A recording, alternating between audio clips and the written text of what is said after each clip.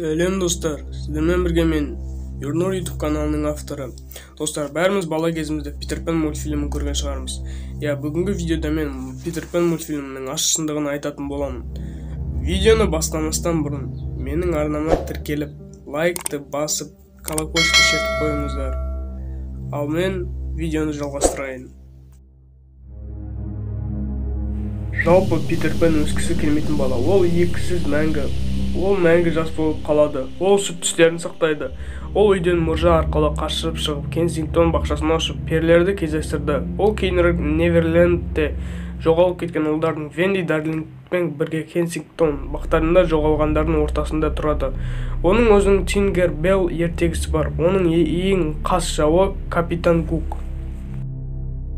Театр қойылымдарында Питер Пенді көбінесе ұлдар емес, кішкентай әйелдер ойнайды. Мұның бір себебі Англияда 20 ғасырдың басында Джеймс Барри шығарманы жазған кезде 14 жасқа толмаған балаларға кешкі сағат 9-дан асқан уақытта жұмыс істеуге тыйым салатын заң болған.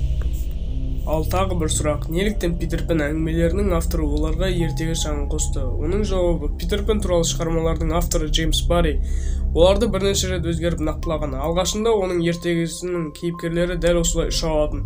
Алайда балалардың Питер Пенға еліктеп төсектерінен құлап жарақат алған бірнеше оқиғасынан кейін Барри ұшудың алғы шарты ретінде ертегі шағын қосты. Ал Питер Пен не үшін өспейді десеңіздер, Джеймс Барри автор Питер Пеннің бейнесін жасады. Ешқашан өспейтін баланың себебі бұл кейіпкер 14 жасқа толар алдында қайтыс болып, анасының жасында мәңгі жас болып қалған жазушының ағасына арнау болған екен.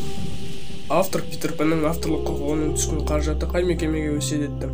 Питер Пеннің авторы Джеймс Барри қайтыс болар алдында осы кейіпкердің авторлық құқығынан түскен барлық қаражатты Лондондағы ұлы Уормонд Стрит балалар ауруханасына аманат етіп қалдырды. Көптеген жылдар бойы алынған қаражат ауруханаға бюджеттің айтарлықтай бөлігін құрады.